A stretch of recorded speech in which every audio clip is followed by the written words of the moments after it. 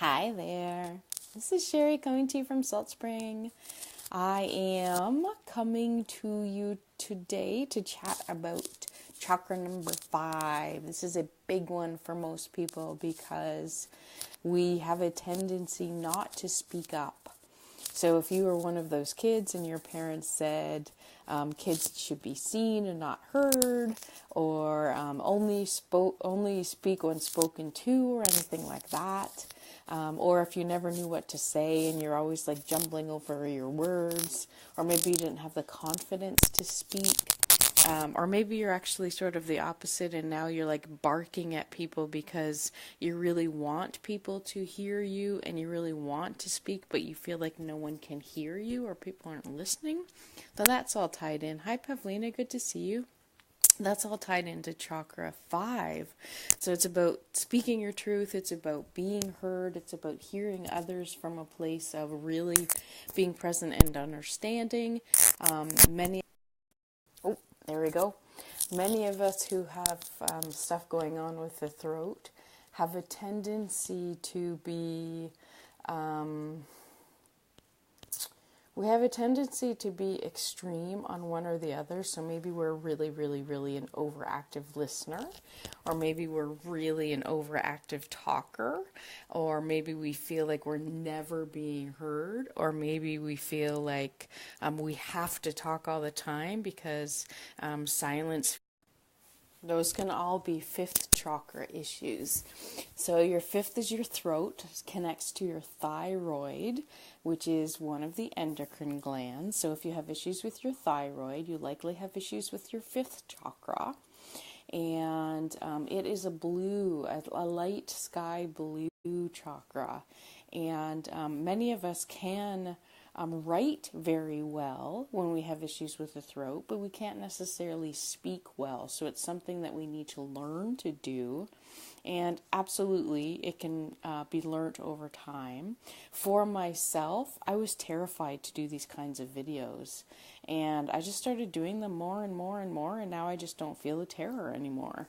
I was terrified to tell people what it is that I do, that I work in the Akashic Records, that I do deep soul healing for people, that I connect with people on a soul level. And so it's just one of those things that you have to feel into the fear of speaking up or listening in a certain way. Often people who also have thyroid issues can, it's almost as though when people talk, they have a tendency to want to interrupt, and I do that sometimes and catch myself because I'm like, wait, it's not my turn. Just because now that I'm definitely speaking my truth more doesn't mean that I should speak out of turn. So it has to do with a dance with the speaking and the learning, and I keep doing this because it connects through the ears and the sinuses and into the throat, and allowing a balance to happen in that area. And so many of us who do have issues with throat, and I say many of us because I did have the overactive thyroid. It was an autoimmune disorder, which I healed with a lot of changes in my diet and changes in my perspective and changes in my actions, creating boundaries, stopping the people pleasing, allowing myself to be equally important as everyone else. But you can have a tendency, if you have issues in this area, to listen partly to what people are saying, but then be like, oh, and then totally miss things that people are communicating about because you're sort of stuck in but I want to say this, and then it's not relevant anymore. So it's definitely a dance with speaking your truth and feeling like other people are communicating with you in a balanced way. So there's definitely a balance issue with that going on. A lot of people who have issues with the thyroid are also gluten intolerant and also have issues with the 3rd chakra, which is the solar plexus. So we did talk about those already, the chakras that are lower than this one. And so you can go back and watch those videos if you have any throat things, or if you have issues with authority that can connect into not speaking your truth. People who tend to be like fibbers or want to tell little white lies have a tendency to have issues with the throat and the solar plexus as well. And it can connect in with the heart chakra because they don't want to actually hurt people's feelings. So they tell little white lies so that they won't hurt people, but then that actually hurts themselves. And so, or people would be like, oh my God, I have to tell the truth no matter who it hurts. And that can be like a little dance too, where it ties into some of the lower chakras and it ties into the throat. So it really is like a dance that happens there. If you do have issues with your thyroid, then make sure you are speaking your truth. Make sure you are being authentic to yourself.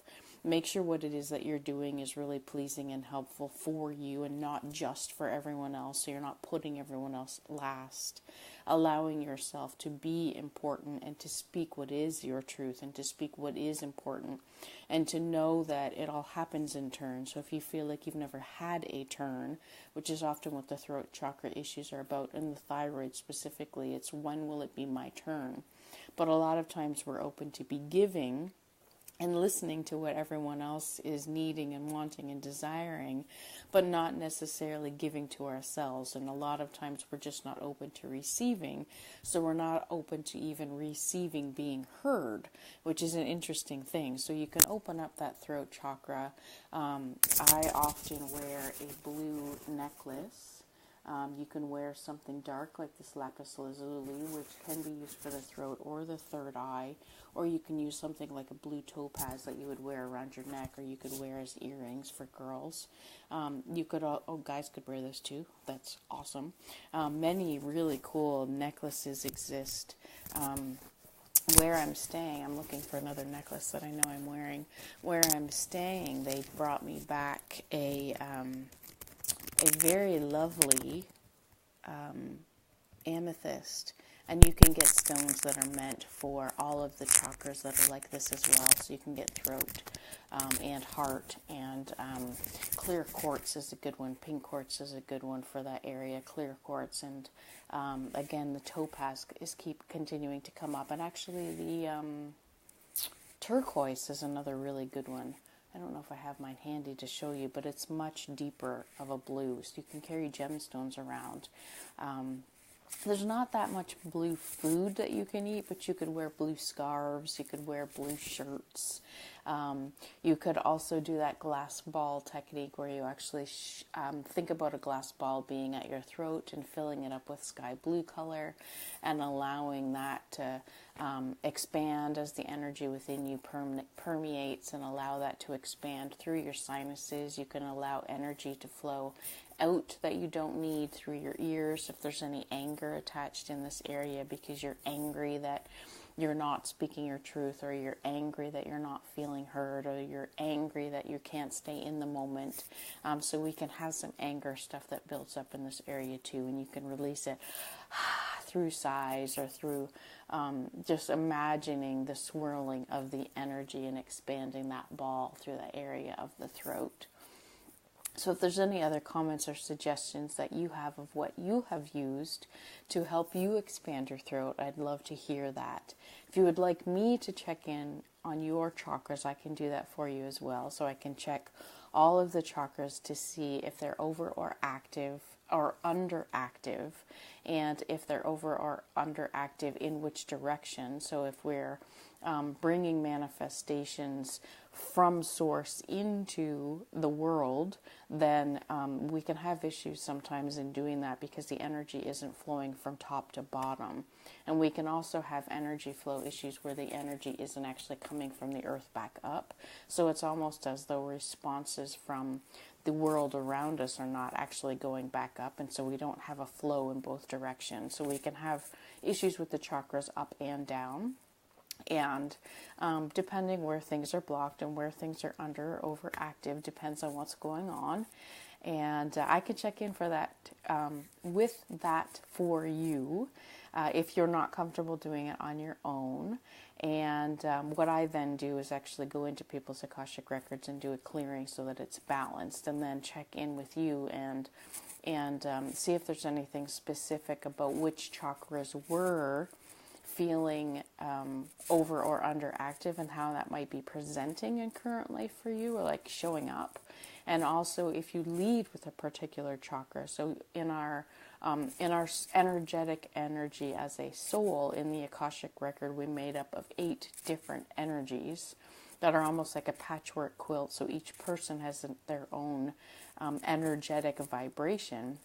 And we often lead with one energy, and there's 8 of them in our vibration. The 8th one would be associated with the 8th chakra that's closer to source. And so if you're blocked at a particular chakra and you're leading with that particular chakra, then obviously it's almost like a double issue, because your soul self is having issues coming forward and moving forward in this lifetime, because your essence of your energy is not able to flow because there's issues going on with that chakra.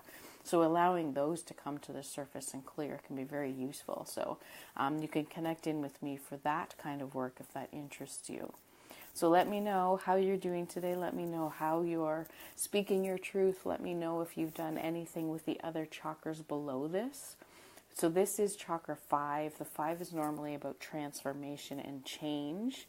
And as we go in tomorrow to the 6th chakra, which is the third eye, that has to do with your intuition. It has to do with your inner guidance. It has to do with channeling information from past lives and past experiences into the present, allowing you to step more into your inner self and into your purpose and your passion. So we'll connect in with that one tomorrow.